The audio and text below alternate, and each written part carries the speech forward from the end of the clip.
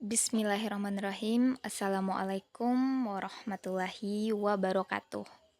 Perkenalkan, nama saya Nurul Ismiati, NIM 2022 020004, Program Studi Pendidikan Matematika, STKIP Taman Siswa Bima.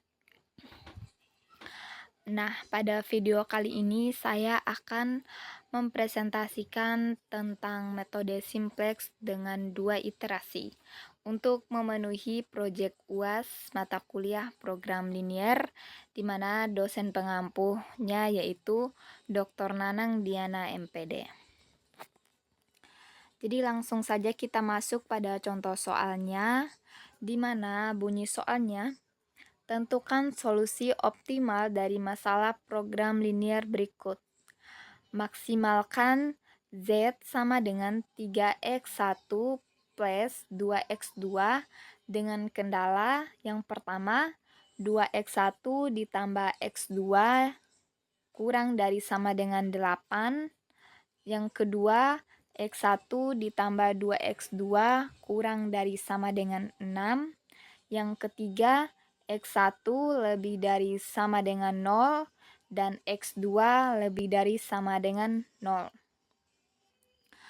Penyelesaiannya, yang pertama itu kita mengubah kendala menjadi bentuk standar. Kendala pertamanya yaitu tadi 2x1 ditambah x2 ditambah s1 sama dengan 8. Kemudian kendala keduanya yaitu x1 ditambah 2x2 ditambah s2 sama dengan 6. Dengan s1 dan s2 adalah variabel slack yang positif. Kemudian yang kedua yaitu menulis persamaan fungsi objektif dalam bentuk standar. Fungsi objektifnya yaitu Z sama dengan 3x1 ditambah 2x2. Nah, kita ubah menjadi bentuk standarnya dengan mengurangi Z. Nah, Z dikurang 3x1 dikurang 2x2 sama dengan 0. Dan ini akan menjadi baris pertama dalam tabel simplex. Kemudian cara yang ketiga, kita membuat tabel simplex pertama. Nah, tabel awal atau tabel simplex pertama ini ialah sebagai berikut. Teman-teman bisa lihat di videonya langsung, di mana pada baris pertama, tabel pertama ada basis, di mana pada basis itu ada S1, S2, dan Z.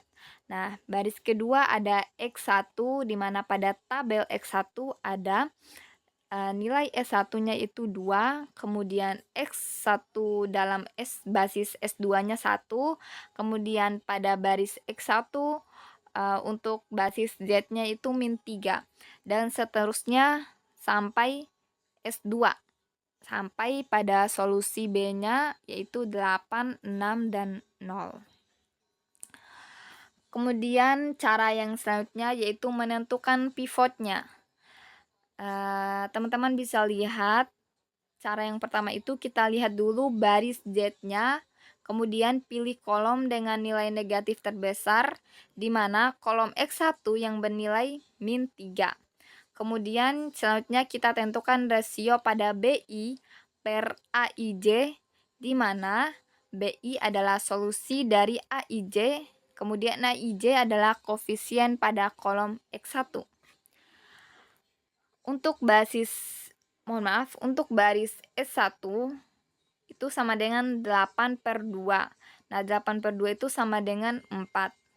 Kemudian untuk baris S2 yaitu 6/1. 6/1 itu sama dengan 6. Pilihan pivot adalah 4, sehingga kita memilih baris S1 dan kolom X1. Selanjutnya kita melakukan pivoting atau iterasi pertamanya. Kita membagi seluruh baris pertama dengan 2 nilai pivot, lalu melakukan eliminasi di baris lainnya. Teman-teman bisa lihat pada tabel iterasi pertama. Kemudian kita bisa langsung ke iterasi kedua, di mana iterasi keduanya kita lihat baris Z-nya lagi, kemudian pilih kolom dengan nilai negatif terbesar. Nilai negatif terbesarnya itu pada kolom X2 yang bernilai 0,5. Mohon maaf, yang bernilai min 0,5. Kemudian yang selanjutnya kita tentukan rasio pada BI1 per AIJ.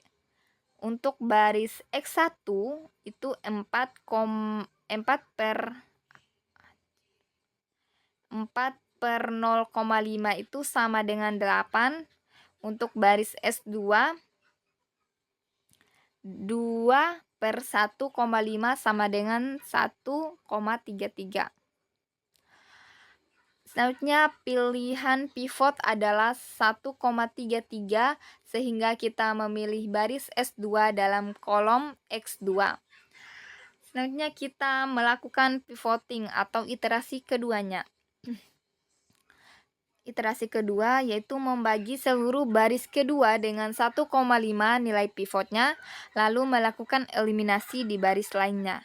Teman-teman bisa melihat pada tabelnya langsung untuk nilai solusi basis X1, X2, S1, S2, dan solusi pada B-nya. Nah, terakhir kita masuk pada kesimpulan dari hasil iterasi 1 dan iterasi 2 tadi. Karena tidak ada lagi nilai negatif di baris Z, maka solusi optimal telah tercapai. Kemudian solusi optimalnya yaitu X1 sama dengan 4 dan X2 sama dengan 1,33. Dengan Z optimalnya itu sama dengan 13. Jadi, solusi optimal untuk masalah ini adalah X1 sama dengan 4 dan X2 sama dengan 1,33 dengan nilai fungsi objektif Z-nya sama dengan 13. Mungkin itu saja yang bisa saya presentasikan. Mohon maaf jika terdapat kekurangan dalam video ini. See you next time.